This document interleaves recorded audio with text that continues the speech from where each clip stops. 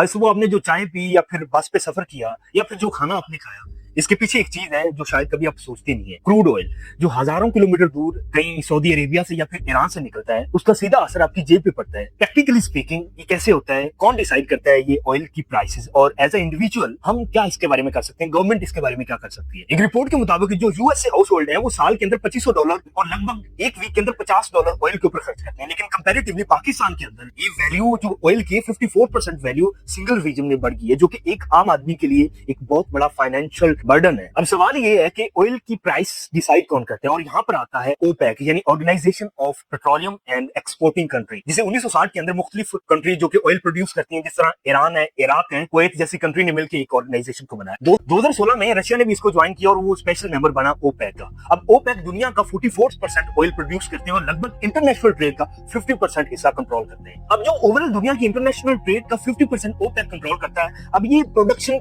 जो ये पूरी ऑयल की करता है, ये कोटा की बेस पे करता है, यानी ये खुद डिसाइड करता है कि मैंने किस देश को, किस कंट्री को कितना ऑयल देना है, और इस देश की कितनी जरूरत है, उसको सामने रखते हुए ये ऑयल प्रोड्यूस करता है और उनको प्रोवाइड करता है। ओपेक ऑयल प्रोड्यूस ज्यादा करता है, उसकी सप्लाई भी ज्यादा होती है, तो अल्टीमेटली उसकी कीमत कम होती है। अगर वो कम प्रोड्यूस करता है, डिमांड ज्यादा है, तो अल्टीमेटली उसकी प्राइस ज्यादा होगी। तो ये एक सिंपल सी इकोनॉमिक्स है, डिमांड एंड सप्लाई। अगर सप्लाई ज्यादा होगी तो उसकी कीमत कम होगी, अगर सप्लाई कम है तो उसकी डिमांड ज्यादा होगी। तो ये एक सिंपल सी इकोनॉमिक्स है जो आप सब लोग जानते हैं। अब अगर हम ओपेक के बारे में समझना चाहते हैं तो हमें थोड़ा सा पीछे जाना होगा। 1973 के अंदर जब इजराइल और अरब के दरमियान जंग हुई, तो जो यूएसए के अलाइज थे, ओपेक ने उनको ऑयल एक्सपोर्टिंग उनकी बंद कर दी। अब अल्टीमेट उसका रीजन क्या बनी कि ऑयल की जो प्राइसेस है 4 टाइम इंक्रीज कर दी। जिस तरह आज के दिनों में इजराइल और यहाँ से फिर ओपेक ने ऑयल को एज अ वेपन यूज किया और जहां पर चाहा उसने वहां पर अपना इन्फ्लुएंस जमा लिया। अब सवाल ये है कि कौन सी चीज है जो ऑयल की प्राइस को डिटरमाइन करती है। अब मल्टीपल फैक्टर हैं, जिसमें सबसे पहला फैक्टर है डिमांड एंड सप्लाई फैक्टर, बड़ा इंपॉर्टेंट है ऑयल की प्राइस को चेंज करने में। And the second one USA share production, फिर एंड द थर्ड वन जो डॉलर की प्राइस है वो बड़ी इंपॉर्टेंट है प्राइस को फ्लक्चुएट करने के लिए। Last and most important factor जो ऑयल की प्राइस को बड़ा ही डिटरमाइन करता है वो है जियोपॉलिटिक्स। और आज की डेट में अगर ऑयल की प्राइस इतनी ज्यादा पाकिस्तान में बढ़ी है तो उसकी सबसे पीछे वजह है जियोपॉलिटिक्स, यानी इजराइल और ईरान की वजह है, जिसकी वजह से स्ट्रेट ऑफ हार्मूज बंद हुआ और उसका अल्टीमेट जो 50% ऑयल प्रोडक्शन था वो बंद हो गया। और अल्टीमेट वो कंट्रीज जो इन देशों से ऑयल इंपोर्ट करती थी वो रिसेशन में चली गई, या फिर उनकी प्राइस है ऑयल की वो 4 टाइम इंक्रीज हो। अब सवाल ये है कि ऑयल की प्राइस आपके बजट को किस तरह से इफेक्ट करती है। अब कौन ये बजट डिसाइड करता है, और यहाँ पर अप्लाई होता है फेमस कॉन्सेप्ट डोमिनो इफेक्ट। अब डोमिनो इफेक्ट किस तरह से अप्लाई होता है, ये एक चेन रिएक्शन होता है जो आपकी एवरी पार्ट ऑफ लाइफ को इंपैक्ट करता है जब ऑयल की प्राइस चेंज होती है। नंबर 1 इफेक्ट जो है वो ये है कि पेट्रोल एंड डीजल प्राइस। अब 2026 के अंदर पाकिस्तान ने अपने जो पेट्रोल प्राइस के अंदर 54% का इजाफा किया है सिंगल रिवीजन के अंदर। अब जब पेट्रोल महंगा होता है तो हर वो चीज जो आप खरीदते हैं वो भी महंगी होती है, क्योंकि जो चीज ट्रेवल करके आती है, क्योंकि हर वो चीज जिसके अंदर पेट्रोल यूज होता है वो कहीं ना कहीं ट्रेवल करके आई होती है, या फिर वो आप सब्जी खरीदते हैं या फिर कपड़ा खरीदते हैं वो कहीं ना कहीं ट्रेवल करके आया होता है, कहीं ना कहीं ट्रांसपोर्ट के जरिए एक से दूसरी जगह पहुंचा होता है। तो ट्रांसपोर्ट के अंदर जब पेट्रोल महंगा होता है तो अल्टीमेट उसका असर बाकी चीजों के ऊपर पड़ता है, अल्टीमेट उसका असर आपकी जेब के ऊपर भी पड़ता है। And the second effect is food price. जब पेट्रोल की प्राइस बढ़ती है तो सबसे ज्यादा जो इफेक्ट होता है वो है फूड प्राइसेस, यानी जब पेट्रोल की प्राइस बढ़ती है तो सबसे पहले फ्रूट और वेजिटेबल की प्राइसेस 15 से 20% बढ़ जाती हैं, दूध की प्राइसेस बढ़ जाती हैं, और हर वो चीज जो आप यूज करते हैं खाने के लिए उसकी प्राइसेस बढ़ जाती है। और दैट इज द रीजन कि जब पेट्रोल की प्राइसेस बढ़ती है तो अल्टीमेट उसका असर कंज्यूमर के ऊपर ही पड़ता है। Effect number 3 is transport cost. Transport cost के ऊपर इसका बहुत ज्यादा असर पड़ता है, क्योंकि जितनी भी ट्रांसपोर्ट है वो ऑयल यूज करती है, तो अल्टीमेट जब प्राइसेस चेंज होती हैं तो जो ट्रेवलर हैं उनकी जेब के ऊपर तो इसका असर अच्छा खासा पड़ेगा। And the fourth one effect is electricity prices भी बढ़ जाती है। And the effect number is 5 manufacturing and job. Harvard and EBR के according 6% increase in oil prices, इसका सीधा असर जीडीपी और फिर आपकी रियल वेजेस के पॉइंट के ऊपर पड़ता है, जो कि ऑब्वियसली गिर जाते हैं, क्योंकि जब फैक्ट्रीज का खर्चा ज्यादा होता है, ज्यादा प्रोडक्शन करती है, उनका खर्चा ज्यादा आ रहा होता है पर यूनिट,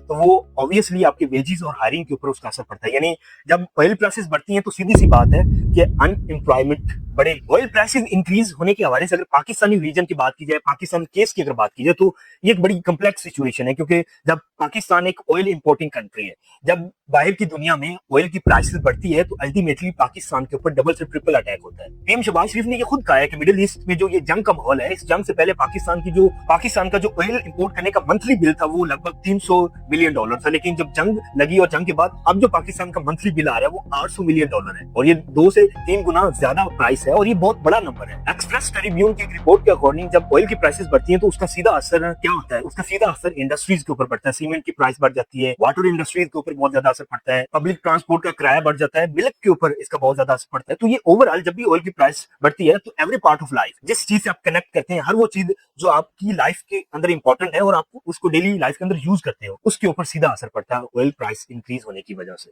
अब इससे पहले मैंने जितनी भी बात की है वीडियो के अंदर कि क्या क्या इफेक्ट हो सकते हैं, ऑयल की प्राइसेस क्यों इंक्रीज होती हैं, क्या क्या फैक्टर हो सकते हैं, क्या क्या इफेक्ट होता है, अल्टीमेट उसका अक्सर एक आम आदमी की जेब पे ही पड़ता है। लेकिन प्रैक्टिकली स्पीकिंग इसका सोल्यूशन क्या है? अगर पेट्रोल महंगा होता है, एक आम आदमी उसको किस तरह से लेके चल सकता है? गवर्नमेंट लेवल पे या फिर इंडिविजुअल लेवल पे हम क्या कर सकते हैं? The first one thing is के एसपीआर यानी स्ट्रेटेजिक पेट्रोलियम रिजर्व। 1973 के अंदर जब ऑयल रिसेशन आया था तो यूएसए ने एसपीआर यानी स्ट्रेटेजिक पेट्रोलियम रिजर्व को यूज किया, यानी ऑयल को ज्यादा से ज्यादा रिजर्व किया, अपने पास सेव किया, और जब भी इस तरह की सिचुएशन बनती तो वो रिजर्व ऑयल को यूज करते हैं और अपनी मार्केट को स्टेबलाइज करते हैं। अब पाकिस्तान को इससे बहुत कुछ सीखने को मिल सकता है। पाकिस्तान भी इस एसपीआर यानी स्ट्रेटेजिक पेट्रोलियम रिजर्व को यूज करते हुए मार्केट को स्टेबलाइज कर सकते हैं। अब सवाल करेंगे कि क्या हमारी गवर्नमेंट को इस सोल्यूशन के बारे में या फिर इस ऑप्शन के बारे में पता नहीं होगा? ऑब्वियसली बात से पता नहीं होगा, बट शायद हमारी गवर्नमेंट ये चीज करना नहीं चाहती। सेकंड मोस्ट इंपॉर्टेंट जो सोल्यूशन है वो है रिन्यूएबल एनर्जी ट्रांजिशन।